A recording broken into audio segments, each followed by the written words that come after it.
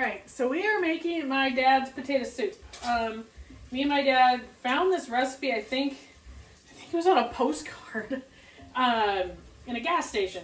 And we just started playing around with it and then started making our own potato soup. And then since he's been gone, I've actually kind of modified the way I even do it. It used to be a baked potato soup, and we made it exactly how the recipe called, and it was okay. And so we just started doing our own thing. And I've always wanted a cast iron pot. This is an enameled pot to make this, because I just knew it would just be amazing. So this is my first time making the soup in this pot, and so I thought I would do a video for it. So first off, what I did is I chopped up a bunch of bacon. I'm saving all the bacon grease. Number one, I use bacon grease for all my cooking. I stay away from vegetable oils and stuff like that, and so I've been using butter and animal fat, right? I really enjoy it. Okay, I've stopped the video for 1 second. So my favoriteest little critters are out here. Let me see if I can turn the video around. Oh, do you see them? They're my little quail. I love my little quail. And this pair comes around all the time. They're so cute. I'm sorry, but I just can't get enough of these. Oh, don't eat my grass seed though. Bad quail. Bad quail. Naughty quail. So I just seeded that whole, oh, look at him go. Gosh, where are you going, little feller? You're supposed to be watching a cooking video. Instead, it's National Geographic. So cute. So first off, I'm saving all of the bacon fat. We're going to use that to make the roux as well. So my bacon's already pretty much cooked. How much bacon you cook is how much grease you're going to get, and how much grease you get is how much roux you're going to make. And so the roux is the base for the soup. And I like to cook, everything is cooked in this one pot so it can all marry together, right? So my bacon is pretty much done. Oh God. So this is a bit of a stressful thing, but what we're going to do is just pour off some more of this bacon grease. Some of the little bacon chunks falling out. It's okay. We're pouring that off, and I'm going to step off camera and wipe the side of my pot. We have bacon. We have a bunch of grease. We will not use a lot of grease. We will not use all of that for this soup. So if you're cooking for a lot of people, you're obviously going to want to cook more bacon. And the more bacon you cook, the more grease you get, the more roux you make, the bigger the batch. This is one of the things that I have done since Dad passed away, is we used to use butter to make the roux.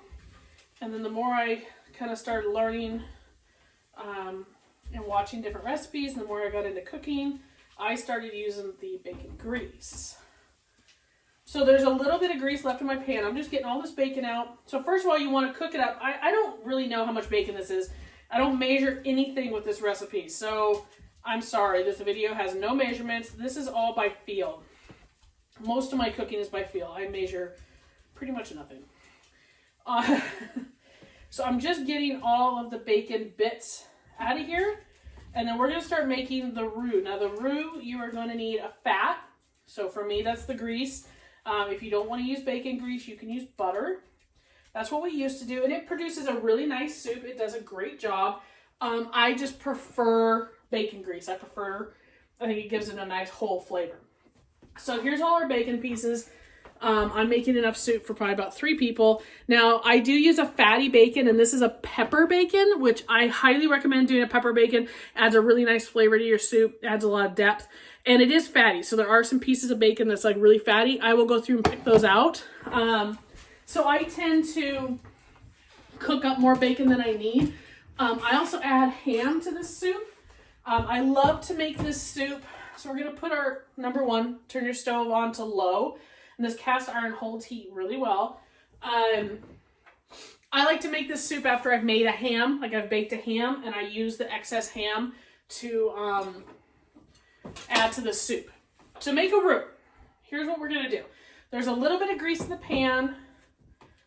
Kind of get an idea of how much here. There's probably about a tablespoon of grease, and that's a good starting point.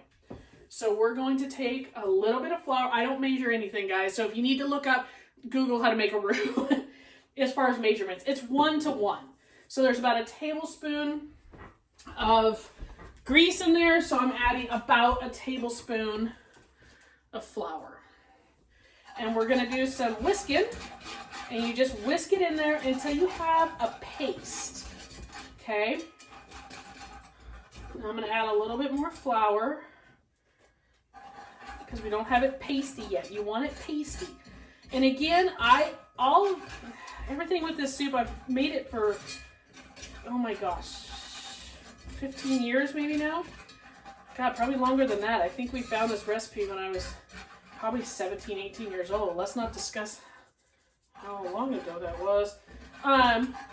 So it makes kind of a paste. So let me see if I can show you on the camera. So it has kind of a paste. It's thick. That's what we're looking for, okay? So I'm gonna need more roux than this because again, how much roux you have determines how much soup you're going to have. Again, I can probably try to find measurements. I just do this. So I'm gonna add a little bit more bacon grease to this. I probably added 2 tablespoons. So we'll say there's maybe 3 to 4 tablespoons of grease in here. We're gonna add some more flour and we gotta get it back into a paste again. Okay, I have the stove on low, on simmer, because you don't want this to burn. Now in the bottom of this pan, there's some nice bacon bits in here. You know, like the little pieces that kind of burnt onto the pan. That's awesome. Let all that stay. Okay, so we're gonna add more flour because I want it to be a really nice thick paste. And this is probably as much roux as I'm gonna make just a little bit more because I have so much ham cut up. We're gonna add just a little bit more. Okay, so we're gonna add a little bit more bacon grease, probably another tablespoon. That was probably a little more than a tablespoon. Ruh-roh. It's okay, right? We just do it by feel, man. I am not a great cook, right? Like I'm not a chef by any imagination, but I got so much better when I just did it, right? A lot of help. I get lots of help from my friend Chelsea, who I adopted from Jimmy. She's actually Jimmy's friend. That's how I met her. But now she's my friend. So I have claimed her. So she helps me a lot with all this sort of stuff. But she helped me a lot when she was teaching me how to do fermenting. And there's no like precise, just do it until it's right. And so I do that with my cooking. Do it till it's right. So this roux looks about right. It's the consistency I want. It's the amount that I think I want. There we go. Where's my whisk? Right? It's got this nice paste thing going on. That's what we want. Here we go. Now this also is something that I started doing after my dad passed. I started adding different things. Is you want to add this slow. We always used all milk. I started doing a little bit of heavy cream. So you want to add just a little. Like that's maybe what? I don't know. 1/4 cup. Whisk it in with the roux. Whisk it until it is nice and smooth. And it's going to be thick for a little while until we start getting more liquid than roux. It's going to be thick. So what the roux is doing for you is it's a thickening agent for your soup, which is why I like using the bacon grease, is because it's thickening all my stuff up, but it's keeping that nice flavor. So we're going to add a little bit more. Again, I don't do measurements, y'all. It's all by feel. So I'll bring the camera over. We're just whisking it in. And this is the important part of our soup making process. Keep whisking. Don't walk away and leave this stuff. This roux, man, it'll turn on you like a bad girlfriend, okay? So here. See how it's thick? Okay, nice and thick. That's good. Okay, we're gonna add a little bit more cream. Then we're gonna start adding milk. And I have the stove on low. And all I'm doing is I add a little bit and I whisk it all in. What are we doing over here? Oh, Allie sees our quail friends. Allie, they're friends, not food. Al, get out of the window, go to bed. Okay, so we're whisking. So I've done quite a bit of cream. So we are going to start with the milk. And it'll probably use this whole 1/2 gallon of milk. Again, I have never made this in this pot, so my look is a little bit off. You see I added quite a bit of milk in there, probably like, what, a half cup so. Whisk until there are no more lumps, and there's nothing happening. It's nice and smooth. We want smooth. Get everything off the edges. Oh yeah. Okay, so I'm going to turn my heat up just a little bit. I've had it on low while I'm mixing everything in. I'm going to go from simmer to on my stove just above medium because I want it. We're going to bring it to a boil. What you cannot do is just flip this sucker to high. It will burn your roux right to the bottom of your pan. I don't care what pan you're using, cast. This is an enameled cast, Teflon, whatever you want to use, nonstick. It will just burn right to the bottom. And it's bad for the soup. We need to slowly heat this up. So how much milk do we add total? I don't know. I'm going to add it until I'm just over halfway on my pot. And that's about, for how much roux I made, that should be about the right amount for my soup. Okay. So we're going to let that do its thing. Like I said, it's just right above medium right now. And let it do it. All right, so I've cranked the heat up. We're just above medium. You can tell it's starting to get warm. I got some nice steam coming off of it. I'm still just kind of whisking. I'm able to leave it alone for a little bit, but you can't just walk away. You need to come over and make sure your roux is not sticking to the bottom. And here's an important thing.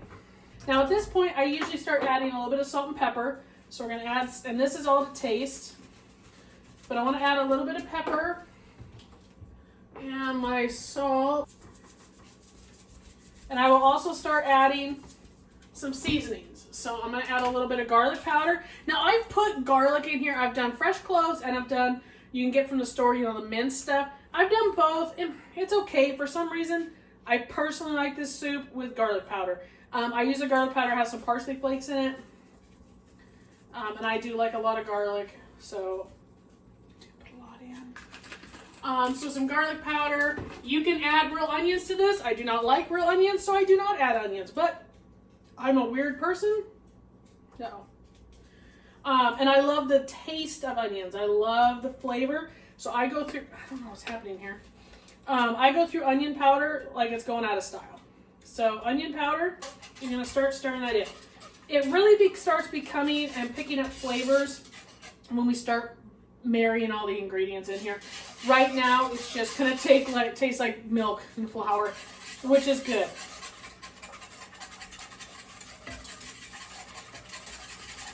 So we want it to kind of start coming up to a boil here pretty soon. It's slowly working its way into that. And that's the key to all of this. Slowly. Don't just flip that thing to high and let it get boiling. You will burn it. And then there is no amount of cheese is going to cover up the taste of the burnt roux and the milk at the bottom. So take your time. This is a slow thing. Like this soup, if I'm in a hurry, you know, and I'm like going through it fairly fast, I cannot hurry this part. This part I have to sit here and wait for it to do it on its own time. I can hurry through the other ingredients, you know, and kind of like makeshift stuff. I've even done it one time when I was like in a hurry and trying to make it on a really cold day. And, you know, Jimmy had been out there working and he's cold and I know he would appreciate some nice warm soup. I even made it with like bacon bits. No, it's not great, but you know what?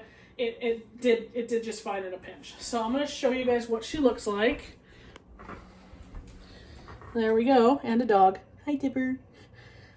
So see, she's starting to bubble up a little bit. Yep.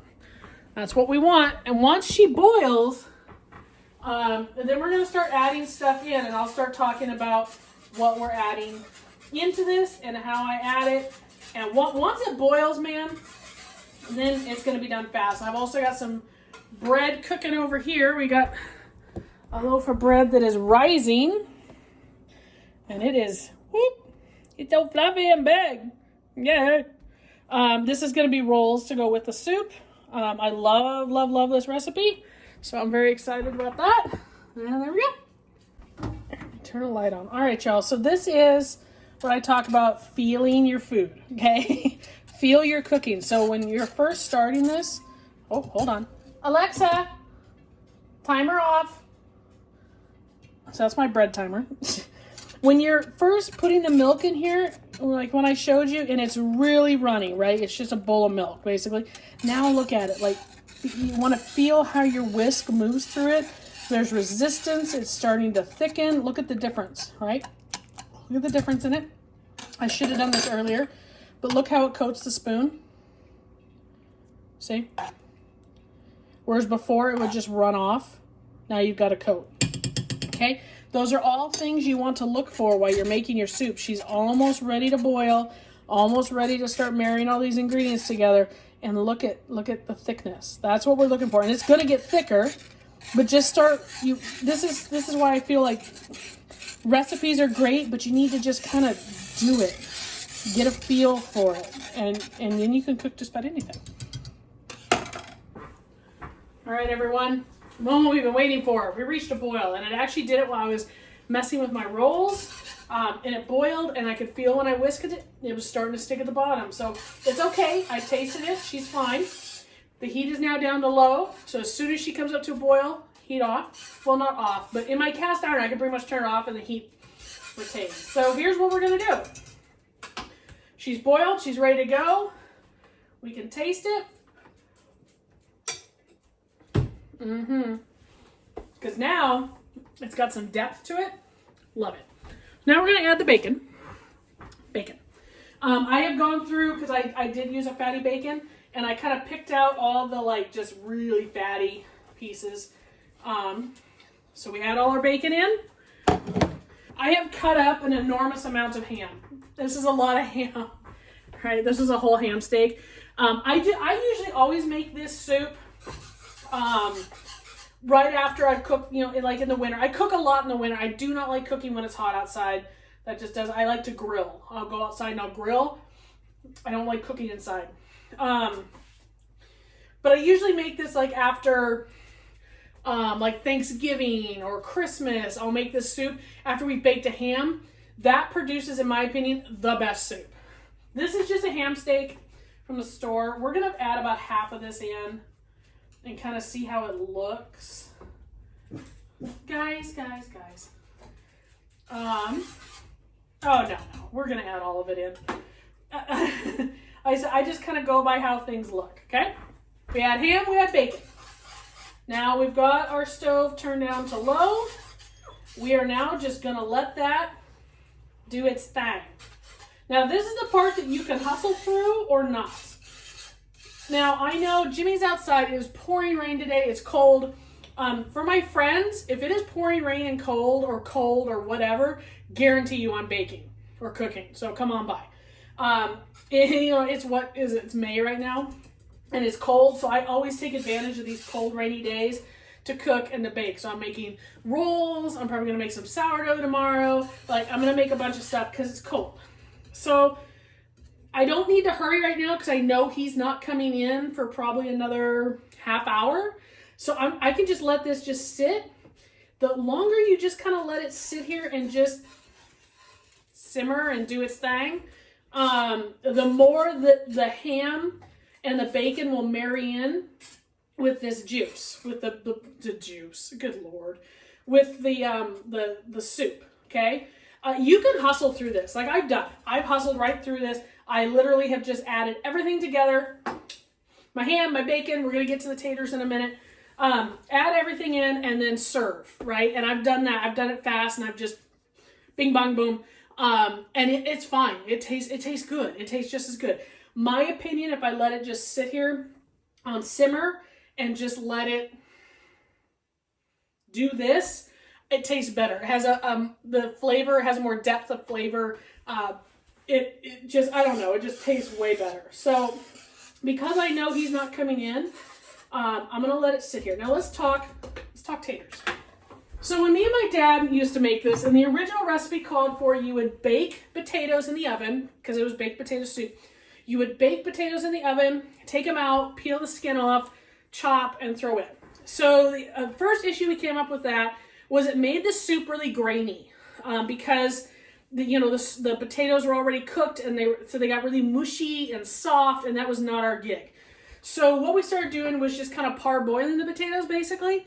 We would set a pot, chop up russet potatoes into little cubes, throw them over here, and boil them not until they're soft, until they're tender enough that I could take a bite and just bite through them, but they still need to be cooked for like another couple minutes. Cook them to that point, we would drain them, set them aside, get to the point where we're adding stuff in, and then we'd throw the potatoes in and let this all sit and marry for that 30 minutes, okay? Which is fantastic. So I have found kind of a cheap and easy way, because I get really lazy. A lot of times, like today, I was really in the mood for potato soup, but what I don't want to do is sit and peel 8 potatoes. Depending on how much I'm making, not really 8 potatoes, but I'm not in the mood to peel and dice and cut, okay? Especially if I'm in a hurry. So what I have found, my dad actually used these, because he didn't like to peel and dice potatoes either. When he would make breakfast hashes and stuff like that, is you can get these potatoes, it's in a can. You can get them sliced or whole new potatoes or little cubes. So what I actually did is I buy these cans, I drain all the water out of them, and I dump them in that soup. They taste great without all the work of slicing and dicing. And when I'm in a hurry, I don't have to deal with another pot. And everything is literally just this one pot, and we're done. I really, really like that. I have not noticed a flavor difference as far as, you can tell when there's real potatoes versus my canned potatoes. And for me, it saves me a lot of time, because a lot of the hassle for me of making this soup is then also trying to do my bread, because I usually always make bread with this. Trying to do my bread and peel the potatoes and boil them. Half the time I'd forget they're boiling and they get too soft and then make the soup really grainy. I hate grainy potato soup. It drives me insane. So these little buggers, and they're already soft. You do not need to cook them at all. Like, they are soft. So what I do now is this is going to sit here and marry with all the meat and all the goodness. I'm going to get cheese, because you got to have cheese in it. We're going to put some cheese in it. We're going to let that, after the 30 minutes. So I'm letting this marry for about 30 minutes. And towards the end, I'm going to put cheese in it. Get that melty, gooey looking fabulous. And then about 5 minutes or so, 5-10, before I want to serve it, I dump my potatoes in. Okay? So, yeah. So you can do it, peel and slice your potatoes, or you can do the canned. I personally I haven't done real potatoes in this soup in probably about a year now. I just use the canned. It's so much easier.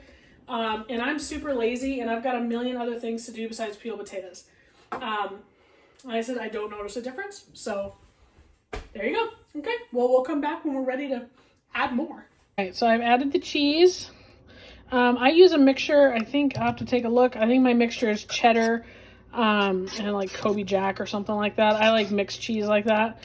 So anyway, it's like a nice cheesy mixture. I add that in, and it's just gonna sit here. Again, Jimmy probably will be coming in the next 20 minutes. Ooh, cheesy. Next 20 minutes. I added just a handful. Doesn't have to be precise or anything. Just a handful. And then we just stick our lid back on. Our beautiful Staub pot. I love that thing. So let's talk mistakes. So what if you're making your soup, you've added all your milk into it, and then you realize you didn't make enough roux. So what that means is it's not thickening. Right? So it's really runny. Now, some people like that, a more of a runny soup than thicker. I like mine to be quite thick, so I want it thick. So if a quick way to fix it is you can add some quick mixing flour. I use Wondra quick mixing flour. If you just throw whole flour in there, it's gonna taste floury. It's gonna taste ooey. Trust me, I've done it. So you can add in some quick mixing flour to help thicken it. The next thing you can do, it cheats a little bit, but it's easy. More cheese. And it'll give it the appearance of thickening up. It's not really, it's just adding a cheese to it. But like, I throw in a handful of cheese, and usually when I eat the soup, I put a little bit on top. But you could just add a little extra cheese into the soup. But the quick mixing flour is the best, to me it's the best way. You can also just make a roux on the side. So if you notice your soup's really thin, you need to thicken it up. You can, in a separate little pan or pot, mix up your bacon grease or butter, a little bit of flour, make up a little bit more roux and put it in here. I've had mixed results with it, Sometimes it works really well, sometimes it doesn't. I don't know if I'm doing something wrong in that process. But it's just kind of hit and miss, but it will help thicken your soup up. So that's a couple of things there.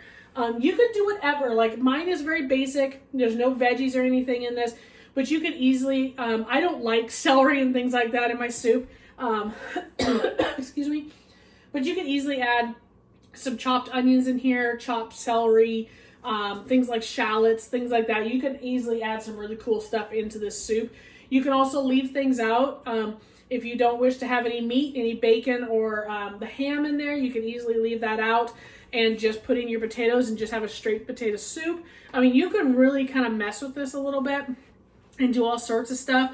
You could add veggies, like I know a really good leafy veggie would be like kale. You could add some kale in here, kind of like Olive Garden soup, the zuppa toscana. You could add some kale in there, and I've made the zuppa toscana. I can do a video on that as well. So you could do sausage in here, like the zuppa, with some kale, and it'll be a creamier version of Olive Garden soup. Instead of Olive Garden's is more, it's a definite liquidy, where this is much creamier.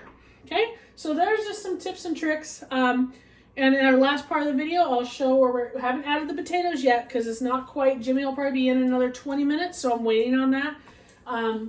I'll probably throw those in. My bread is getting ready to go in. We can even look at the bread if you want because it's so yummy. These are just like, I just call them like country rolls because they're not very like pretty. They taste delicious, but they're not pretty. That's okay.